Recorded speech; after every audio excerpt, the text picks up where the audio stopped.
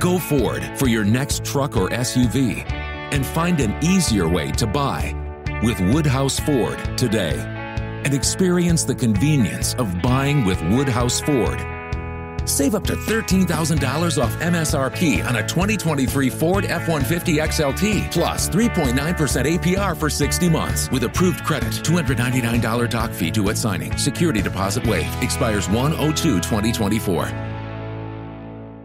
Every day, my company gets scam phishing emails trying to get money or sensitive info. I wanted to protect my employees and my clients, so I checked out CISA's Secure Our World. They've got simple ways we can protect our businesses from online threats. First, teach employees to recognize and report phishing. Next, require strong passwords plus multi-factor authentication.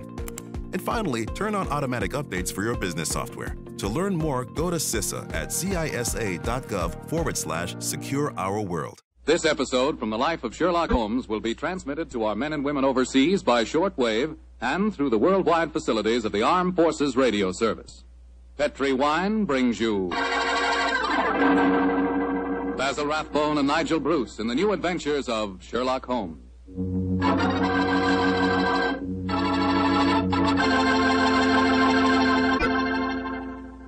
The Petri family, the family that took time to bring you good wine, invite you to listen to Dr. Watson tell about another exciting adventure he shared with that master detective, his old friend Sherlock Holmes. And say, I want to tell you about a little present I've got for you. A present, and it's free. It's a swell recipe calendar printed in full color, and it's good for 2 years, 1945 and 46. But best of all, this calendar not only dates, it gives you loads of swell recipes and ideas for cooking with Petri wine. Want to know how to make spare ribs that are out of this world? You want to learn a new way to fix liver and onions, a swell way to make soup more delicious than ever. It's a cinch with this calendar handy in your kitchen to tell you how. In fact, this calendar tells you all you ought to know about wine. And remember, it's free. Just write to Petri Wine, P-E-T-R-I, Petri Wine, San Francisco 26, California. Petri Wine, San Francisco 26, California. We'll send you your swell recipe calendar immediately.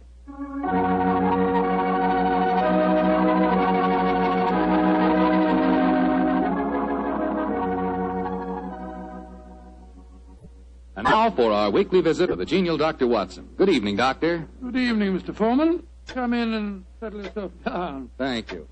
You're looking particularly comfortable tonight, Doctor. Feet up on the sofa and the puppies asleep on your lap. Yes, my boy. The three of us went for a long walk on the beach this afternoon. And Monty and Winnie had a running battle with the seagulls. In consequence, they've been fast ever since we got home. Well, I hope you're not too tired, Doctor. I'm counting on a new Sherlock Holmes story, you know. No. I'm all ready for you, Mr. Foreman. In fact, I was going through my notes on the case just before you arrived. Well, last week you told us it concerned a strange society who held their meetings in an underground vault of a furniture warehouse. Yeah, that's right, my boy. Now, down, Winnie. Get down, Monty. No. Down. The story really began one stormy November night in 1887. I was married at the time and living away from Baker Street. On this night in question, my wife had already gone to bed, and I was nodding in front of the fire over one of Clark Russell's fine sea stories. I'd had a very tiring day, I remember. It was about the hour that a man gives his first yawn and glances at the clock, when suddenly my front doorbell jangled discordantly. Our servant Edna had gone up to bed, so I crossed to the window and opened it. It was very dark, but I could just see the outline of a figure standing on my doorstep. It looked like a woman. Suddenly, a cultivated voice called up to me. Is the doctor in?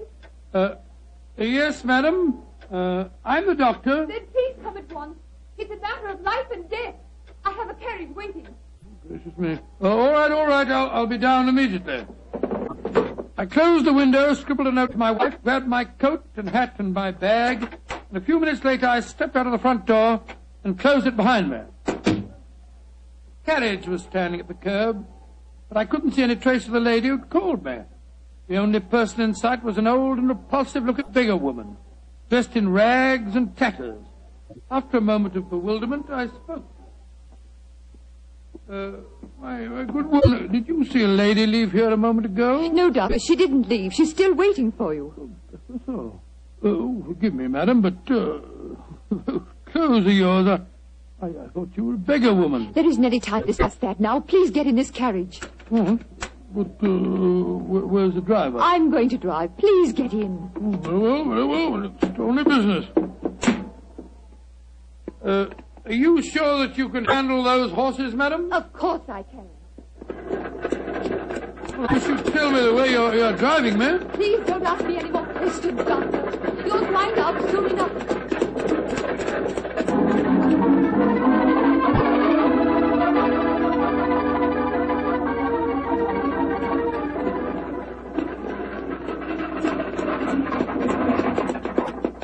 Oh, thank heavens we've finally reached our destination. Must have driven halfway across London. Oh, hello. Must be somewhere down near the river. No dwelling places here. Nothing but enormous warehouses.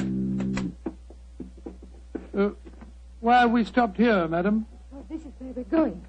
Please follow me down these steps. I wish you'd tell me where you're taking me. We have a club here in the basement. You'll see for yourself in a moment. It's a very solid-looking door. How do you propose to get past it? I'll show you.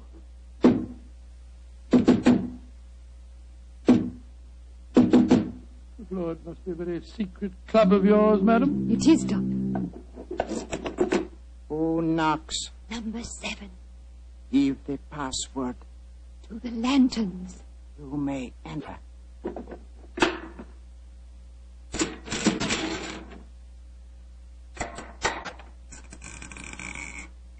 Follow me, Doctor.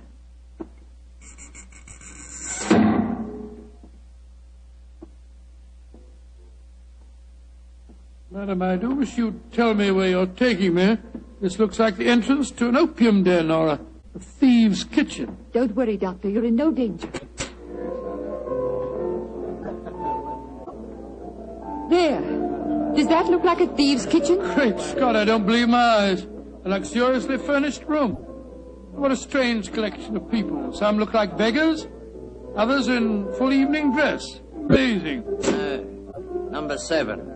Who is this man? He's a doctor. I went to fetch him. I thought I said there were to be no strangers inside. Now look here, my here. good man. I've been extremely patient, but my temper's beginning to wear a little thin. Either let me see your patient at once or show me out. My time's valuable and I don't propose to waste it. I'm sorry, Doctor. Where is Julian? He's in the back room. And if you know what's good for you, Doctor, whatever you call yourself, you'll forget everything you see in here. Stop threatening me, sir. I'm not in the least interested in your blasted club. Just take me to the patient.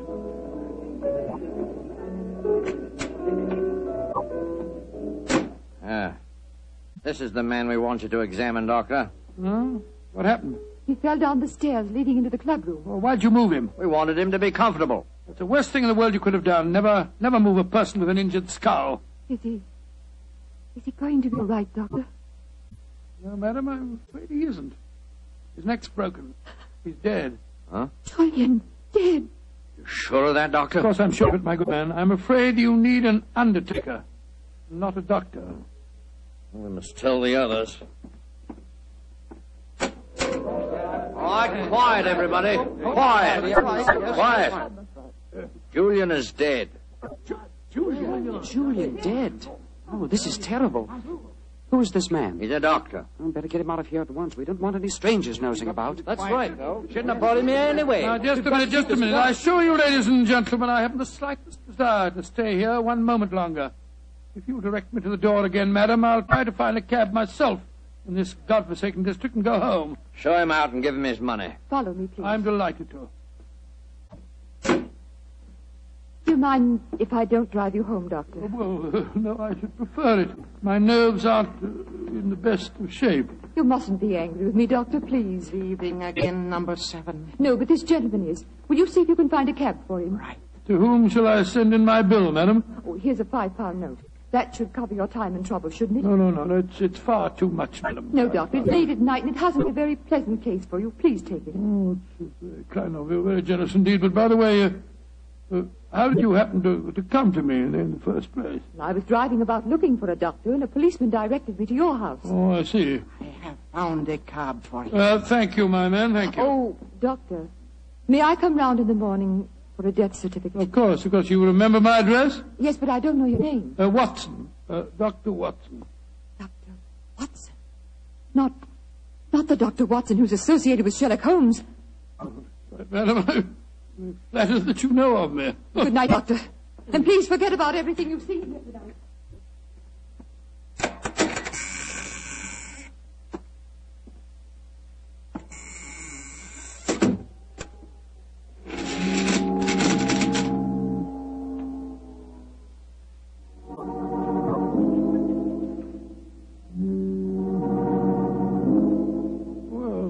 My soul, what an amazing business. Holmes will be interested to hear about this.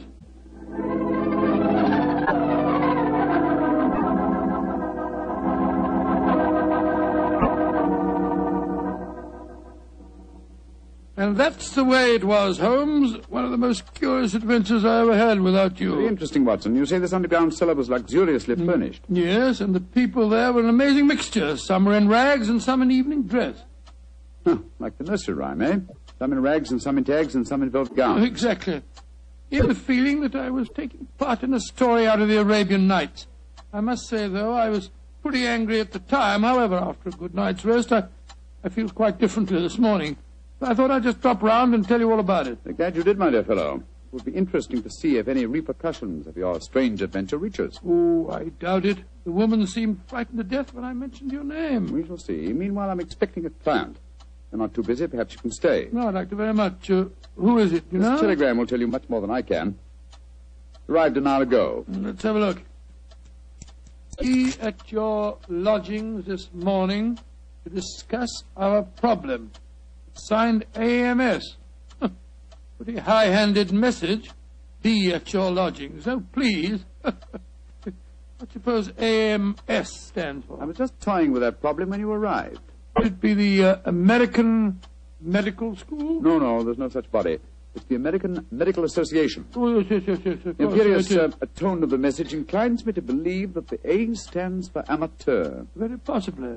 Amateur Oscar Society. Or the amateur murderers. That would be a nice thought, wouldn't it?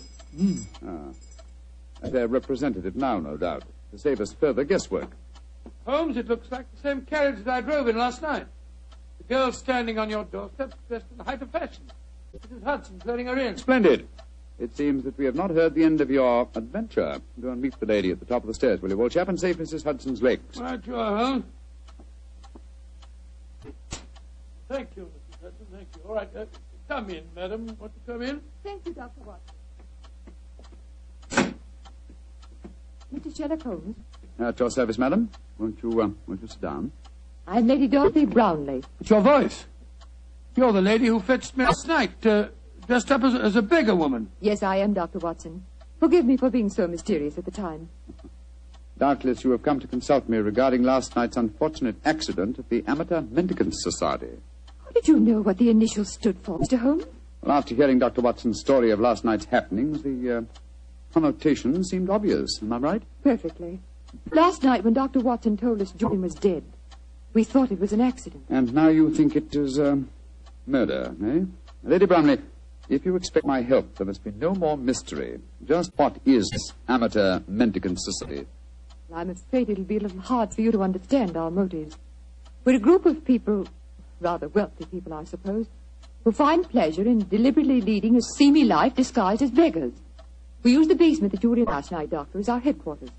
We keep our beggars clothed there and change out of them before we go home. Oh, what a fantastic idea. What a futile, worthless, well leisure time, Lady Brownlee. I suppose it must seem so, Mr. Holmes. But we're curious to learn how the other half lives. And of course, there's a certain thrill in rubbing shoulders with the police. At least we do some good. Indeed. I should be interested to learn how. All the money we make as beggars we give to charity. Oh, do you really? And you feel that this gesture on your part absolves you from any responsibility to the real beggars whose livelihood you're impairing? I hadn't thought of it just like that. No. Then I suppose you won't want to help us. Oh, that's quite another matter, madam. As a professional detective, I cannot afford to be a moralist. Yes, I will investigate this case for you, though I warn you my fee will be an extremely high one. Money isn't important, Mr. Holmes, as long as we can solve Julian's death without bringing the police into the case. Lady Brownlee, who is the dead man? The man you refer to as Julian? Julian Trevor, the poet. He was the one who started our society. Yes, I think I've read some of his work. Decadent. Distinctly decadent. Well, what makes you think that he was murdered, Lady Brownlow? Well, after you left last night, Dr. Watson, there was a terrible scene. You remember Sidney Holt? Oh, was he the big fellow who was so unpleasant to him? Yes, that's the one. Oh, do I remember him? He said that he saw Lord Cecil deliberately trip Julian as he came to the head of the staircase. Oh, Lord Cecil being... Lord Cecil Dyrenforth, son of the Earl of Mersham. Oh, yes. There was a bitter argument. Cecil accused Sidney of doing the same thing. Then they had a dreadful fight. It ended up with Cecil threatening to go to the police. So that's when we decided to send a telegram to you, Mr. Holmes. Oh, yes, I see. So the proof of murder depends on such flimsy evidence as to whether the dead man fell or, well, shall we say, was pushed? What it seems like. Mr. Holmes, even though you disapprove, please help us, won't you? Yes, Lady Brownlee, I will. Will you come back with me now to our headquarters? I shall join you within the hour. In the meantime, my old friend Dr. Watson can go with you. But Holmes, what can I do without you? You know my methods, old chap. Act accordingly. Oh? Very well, Mr. Holmes. But you promise you'll be there. I promise you that I will be there, madam. Thank you so much, Mr. Holmes. We'll be expecting you. Come on, Doctor. Well, I'll just get my hat and coat. Holmes, what are you up to? Go with her and ask no more questions. I shall join you within the hour. Holmes, there's a glint in your eye. I don't think you believe the story. Of course I don't, Watson. Well, then what? Then go with her, old fellow, and keep your wits about you. The game's afoot.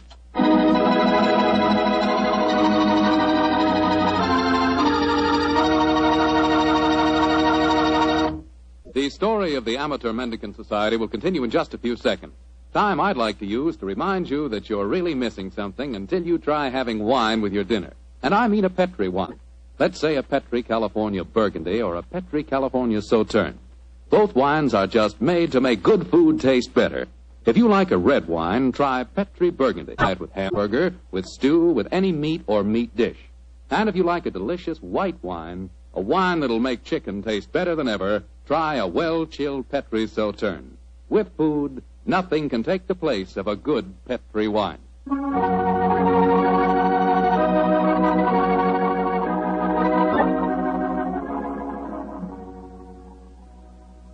And now back to tonight's new Sherlock Holmes adventure.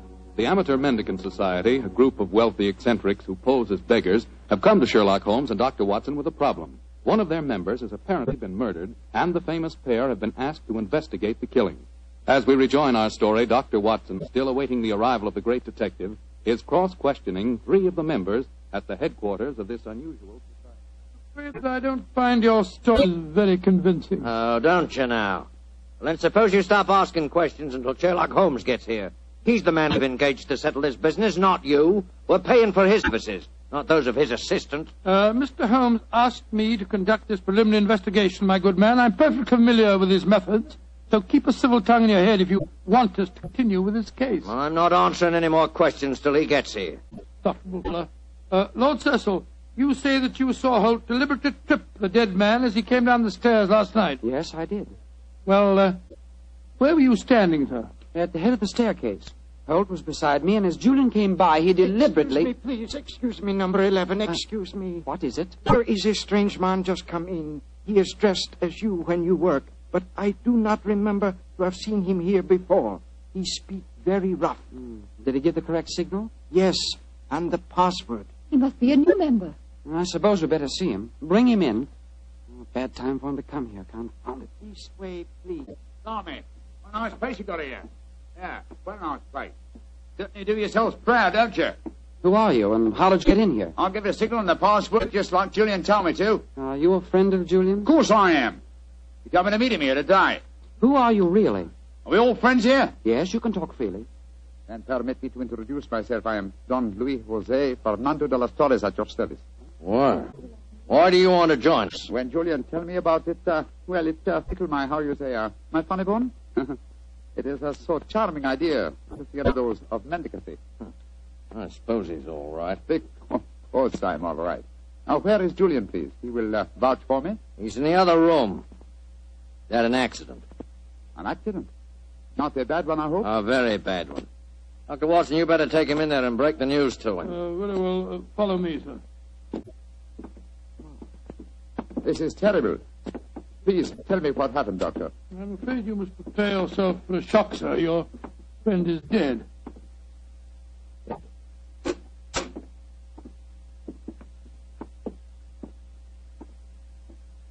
His neck was broken last night in some brawl. Yes, except that I do believe it was an accident, Watson.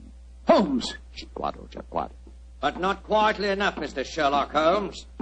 Come on, come back to the others and let all take a look at you. Come on, get moving, both of you. This isn't a pop gun in my hands. Sorry, Holmes, I gave the whole thing away. That's all right, old chap. Oh, Cecil, Dorothy, come here. I want you to take a look at the great Sherlock Holmes. Walked into our trap just like any stupid policeman. Well, I had to dress up to do it, though, Mr. Holmes. We were waiting for you here anyway, you know. Oh, I was well aware of that, Mr. Holt. You see, I knew I was walking into a trap. How did you know that, Mr. Holmes? Lady Brownlee, the story you brought to us today was so obviously a false one. Just as there is no amateur mendicant society. Who are they, Holmes? Go ahead, Mr. Holmes. Let's see how much you really do know. Yes, go ahead. Why should I tell you what you already know? Go on, talk if you know what's good for you. Oh, you're so persuasive, aren't you, Mr. Holt? Very well. Undoubtedly, Julian Trevor's death last night was an accident. You fetched a doctor, Lady Brownlee, a very natural move, and later discovered that the doctor in question was the old friend of Sherlock Holmes. You were all afraid that I would become interested in your unusual society, and so you invented that very thin story about the accident being a murder. You wanted to lure me here so that I could be disposed of, and you could all continue your nefarious works without hindrance. Well, now aren't we clever?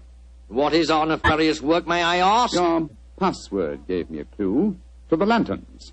Prior to the French revolutionists.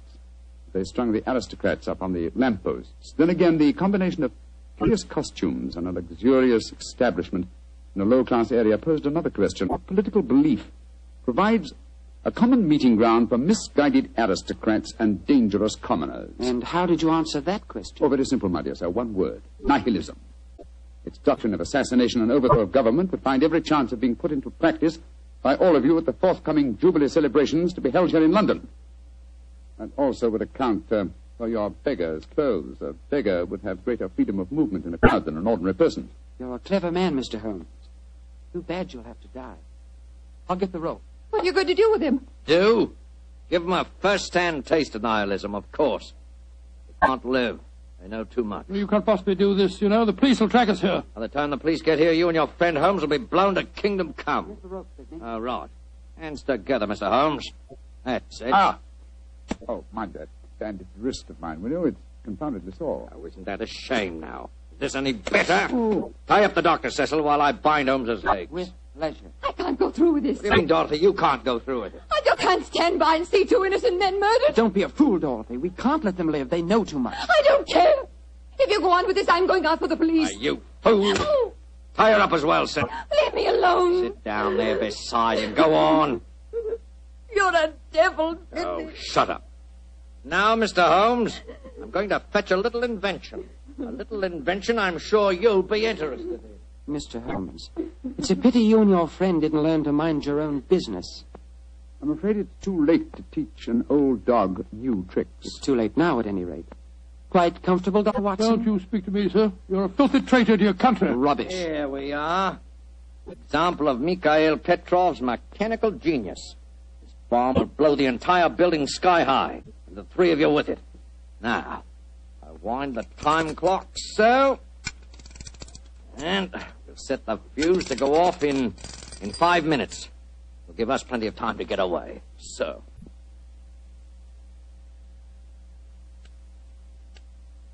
Come on, Sidney, let's get out of here. Right. Charming picture. Three of you bound hand and foot sitting beside each other on the sofa. Well, ta-da, Dorothy. Think of our cause during the 5 minutes. And as for you, Mr. Holmes, and your friend, good riddance to bad rubbish.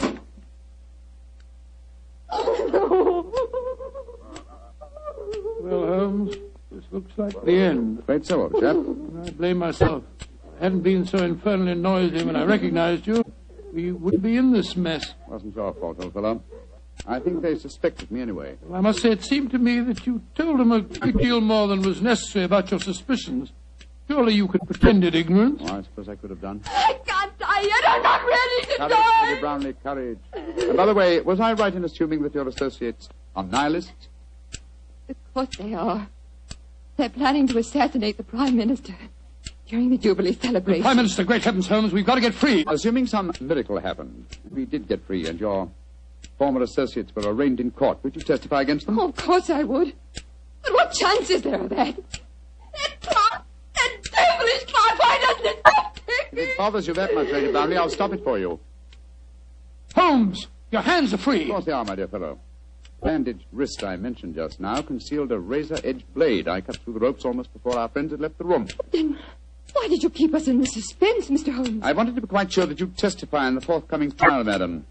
There we are. That renders the bomb harmless. Ah! And that means that the police have sprung the trap that I set for your associates, Lady Brownlee.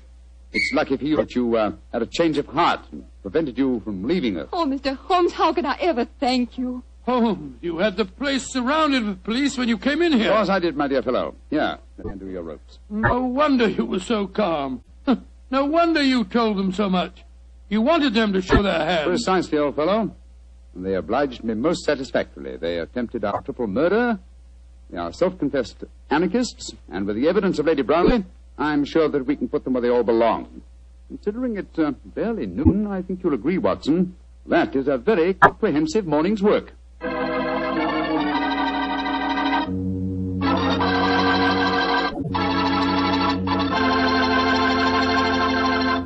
Doctor, tell the truth. Were you scared waiting for that time bomb to go off? Scared, my boy? I was so scared that to this day I can't stand being in the same room with a loud ticking clock. Each tick of the clock seems to speak to me. Seems to say, tick-tock, this is the end. Tick-tock, this is the end. Did the clock ever speak to you like that? Well, yes, Doctor. How did you know? Well, what's the clock say to you? Tick-tock. Petri took time to bring you good wine. Petri took time to bring you good wine. Gracious me, Mr. Foreman. You listen to your clock and I'll listen to mine. Gosh, Doctor, can I help it if I like to hear about Petri wine? After all, that Petri family really knows how to make good wine. And it's no wonder. They've been making wine ever since they started the Petri business generations ago, way back in the 1800s. And because the making of Petri wine is a family affair, well, they've been able to hand on down from father to son, the skill and experience of each preceding generation. So naturally, when it comes to turning luscious, sun-ripened grapes into fragrant, delicious wine, well, you just can't beat the Petri family, because Petri took time to bring you good wine. Say, don't forget to take time to send for your Petri recipe calendar. It's free. Just write to Petri Wine, P-E-T-R-I, Petri Wine, San Francisco 26, California. San Francisco 26, California.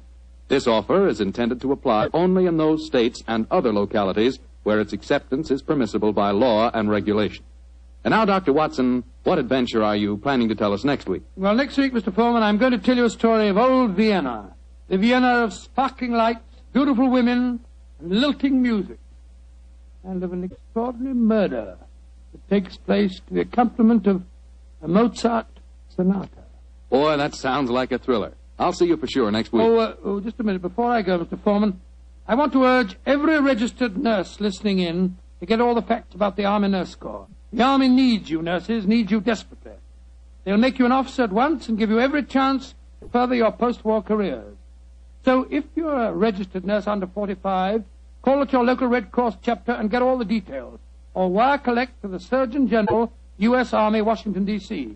And if you can't qualify for the Nurses Corps, see if you can't get into essential civilian nursing so that you can release a nurse who does qualify. But do something about it first thing tomorrow, won't you?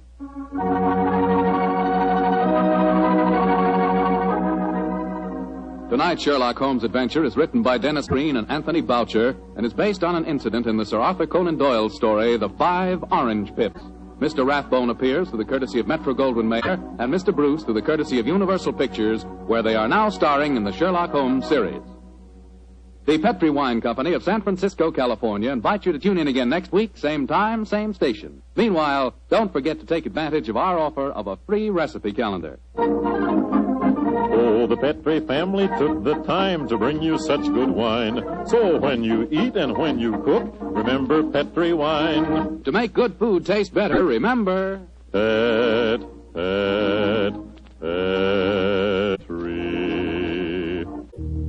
wine. This is Bill Foreman saying goodnight for the Petri family. Sherlock Holmes comes to you from our Hollywood studios. This is the Mutual Broadcasting System.